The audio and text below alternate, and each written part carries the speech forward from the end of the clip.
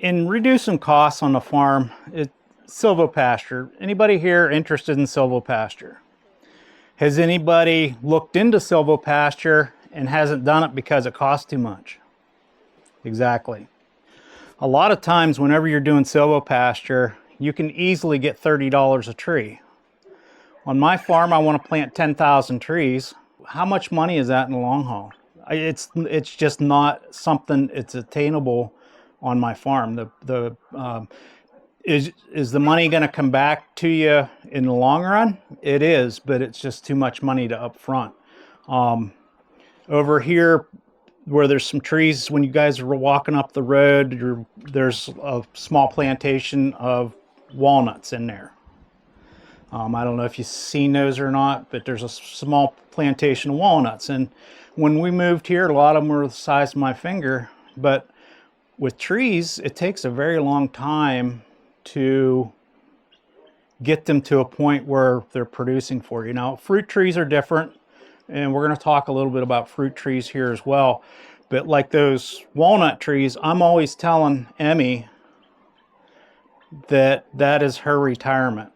And that's what I mean. It's, you know, those black walnut trees, you know, the price of wood goes up and down, but black walnuts always seem to keep a good price. And you almost need a truckload at a time.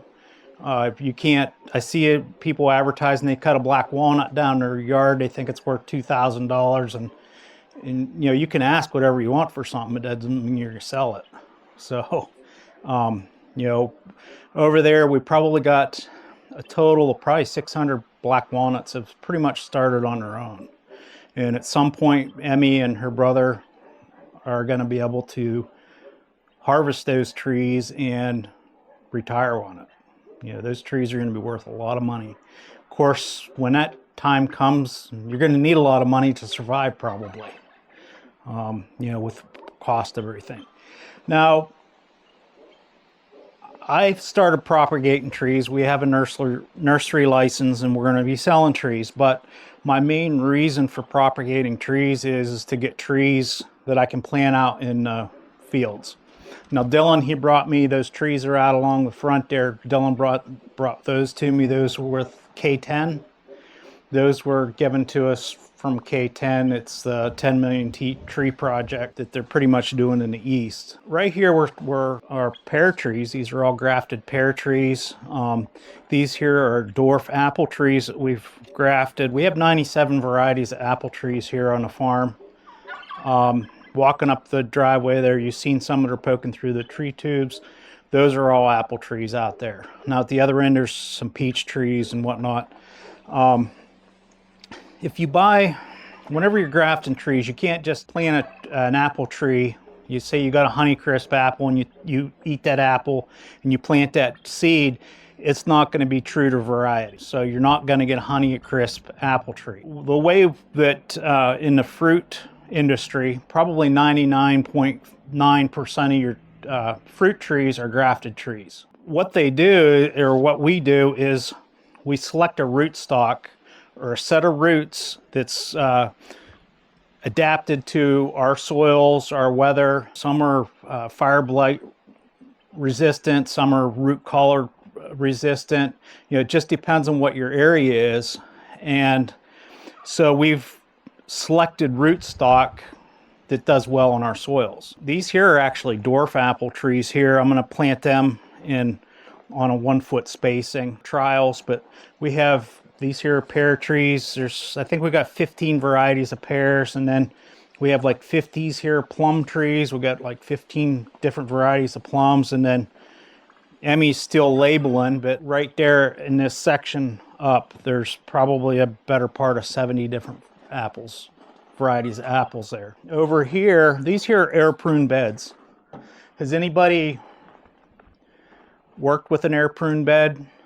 Everybody.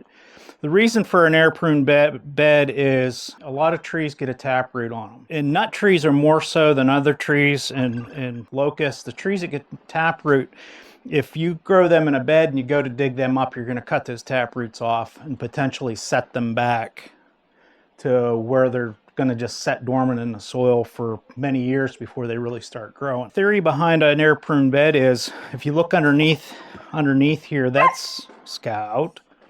Underneath here we have grading, and then we have 1/4 inch hardware cloth on top of that, so that's air getting up in underneath. So what happens is with these tap-rooted plants is it runs a taproot down, and as soon as it hits the air, it dies back. Okay, so whenever it dies back, it shoots lateral roots out, which makes a better root system for the trees in the long haul. So there's a lot of folks doing that now. If you're huge in the nursery business, it's not feasible, but we can literally put thousands of trees in these beds. I'll be putting them up on the website here this pretty soon here, and a lot of these will be sold bare root next spring. We have the fruit trees. I buy my root stock for now. I just purchased my root stock for 2025, and we'll be propagating our own for 2026 and on from there. And we'll show you over there by that building. I have a bed and show you how you can propagate these guys. It's not difficult. Over here we got honey locust. They were collected from State College. They got the large pods on them, the long large pods off of thornless trees. However, from what I understand, and maybe Dylan can back me up on this, you can have all the thornless trees you want, but about 15 to 20% of them are going to have thorns on them. You know, just the way it is. These yellow colored trees are honey locust, and then there are those tall trees down there. In between the honey locust and the tall trees, there's Osage orange. I collected some oranges from. I was doing some consulting work in Tennessee last fall, and I brought home 8 oranges. I took all the oranges that I could carry out of the pasture field, and I brought them up, and we harvested the seed out of them and stratified them. A lot of these tree seeds we have to stratify in order for them to grow. And with stratification, what we do is there's a lot of different ways of doing it. I try to do it as natural as possible. I'll soak the seeds. Normally this is a protocol. I'll soak the seeds in 10% Clorox bleach solution for 24 hours, and then I'll dry the seeds, and then I'll put them either in damp sand or peat moss, and then you just put them in the refrigerator, and you forget about them for about 6 months. And in 6 months you pull them out, and then you seed them. And Emmy helped me plant these. We individually planted every one of those seeds on a grid pattern. And here. We used these, we just laid them in there. And we doubled the Osage orange up because we didn't think they were going to grow. So I think every one of them grew and then some. But if you go past the Osage orange, those taller trees in the bed up here, those are black locust trees. Now, I sourced those seeds from a company in New York. They literally have thousands of different varieties of trees. Those are black locust seeds from Hungary, from the country of Hungary, because they're supposed to be a higher quality tree, a little bit straighter. With black locust, there's the knotty, twisty black locust, then you have straighter black locust, and then you have there's 3 different treetops, and I can't remember what the difference in them, but these are supposed to be the ones that we can make fence posts out of. And then on past that, you can't see them because the black locust has got them choked down pretty good. There's American coffee tree seeds there as well. And we were down at Pittsburgh Zoo on a field trip with the kids' school. I was stuffing my pockets full of coffee tree pods. Yeah, everywhere I go, there's Ziploc bags in the back of the car. It's nothing to be going down the road 70 mile an hour, hit the brakes and hop out, and the wife asks you what you're doing. I seen a tree over here, or a plant over here. We got to get the seeds off. It's fun doing that. Eventually, these beds are all going to be trees. I didn't have enough trees to fill them all, so I just planted our vegetables in here.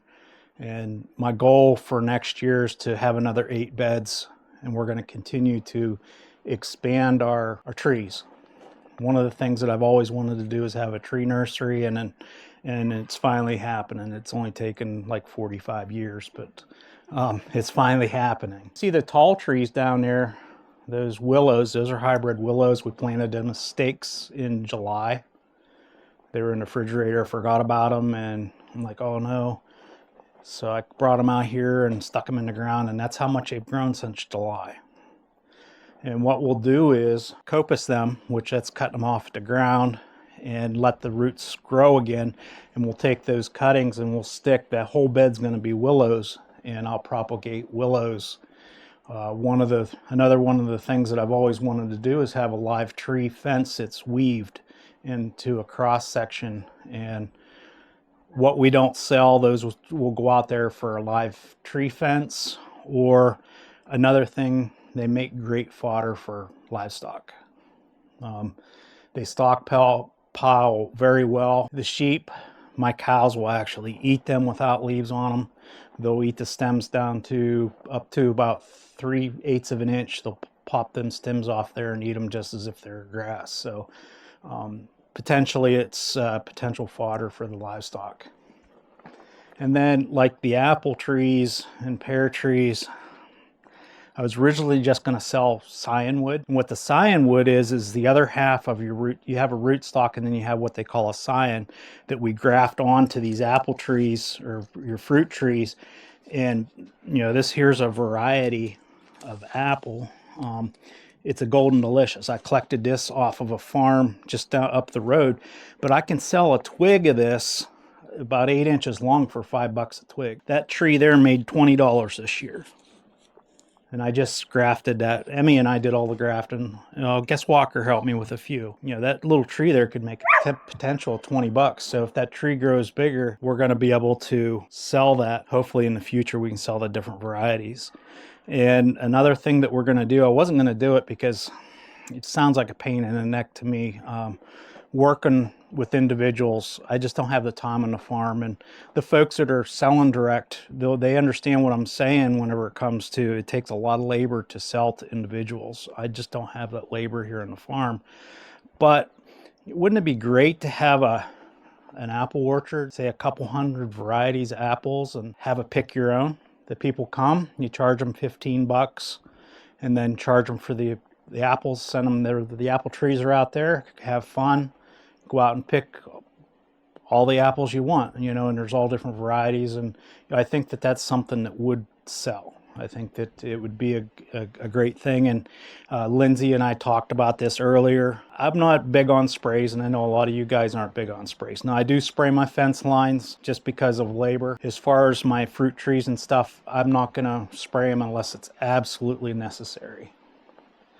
So we're going to have apples with blemishes, pears with blemishes, and the folks that deal with direct market, if you explain the reasons why that has a bump on it or something like that, people are on board with you. Potatoes and fruit products that are heavily sprayed, if you're to buy commercially, to get that perfect apple, it's probably sprayed 10, 15 times possibly. Potato, they're, whenever they get done for the year, they do what they sanitize the soil. They spray it, put yellow tape up, and you're not even allowed on that ground for 60 days.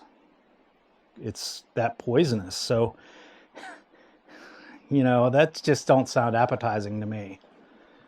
But anyhow, that's our little tree nursery thing here we're starting here on the farm. It's just an opportunity for the folks that want to do silvopasture. You don't have to sell trees. You can collect all the seeds out. If you hit the trees right, like that white pine tree there, when those cones come down, I can collect the seeds on that, stratify them, and plant them. And if you can't collect those seeds, you can buy them relatively inexpensively. I just bought 4 ounces of white pine seed out of New York, and I think I paid $79 for 4 ounces, and there's literally thousands of seeds there because I can't source. I don't know what the deal is with white pine. They're just very, very hard to source, and I want to put white pine out along the road out there about 5 or 6 deep, and if I do it correctly, that will actually be a source of fodder as well. My cows crush pine trees whenever they can get, that is a potential for fodder for the livestock as well. So I guess that's it. Do we have any questions on tree? Yes. What are your beds made of? Oh, these are purlins. They're they're invested in these as the welding rod and the time to make them. So, and they don't have to be made out of purlins. I mean, the stuff that we source to build on the farm is usually free or inexpensive stuff. You know, you could make air prune beds out of old pallets as far as that goes. I mean, it doesn't have to be, you know, fancy like these. I guess I wouldn't really call those fancy, but they are a nicer type of bed, and I expect them to last a very long time. But whenever you're building stuff, it doesn't have to be treated wood, 2x12s, whatever. You can do it out of pallets. That's a great way of sourcing. And we're going to talk more on pallets and stuff when over at the other farm because of the windbreaks. Pallets make great windbreaks, and you can usually get them for free. So, Right. Yes, sir. What are you filling your beds with? Really crappy soil. I don't have a good, I don't want to dig soil up around here. Right, So I went to Cooper's Sand and Gravel over in Cooperstown, and I bought a load. They said their topsoil is really good. Well, I brought it here, and it ended up basically being a load of sand. My in-laws, they had a bunch of potting soil that they had bought that they didn't use for many, many years, and I went and I got that and I mixed it with the crappy topsoil that we purchased from Cooperstown. And some manure. Oh yeah, you gotta put manure in. We always mix manure. Wood chips. Do you put compost wood chips in as well? Or? No, the wood chips are actually just on, well, composted wood chips. Yes, we did. It's about a quarter wood chips, quarter manure, quarter of the sandy soil, and then potting soil is, yeah. So it is a mixture, but the wood chips you see on the top they're just wood chips that are on the top. They're very, very good for keeping moisture into your soil. Gardens, whatever. Never turn a load of chips down if somebody's trimming lines next to your house or whatever. Never turn it down.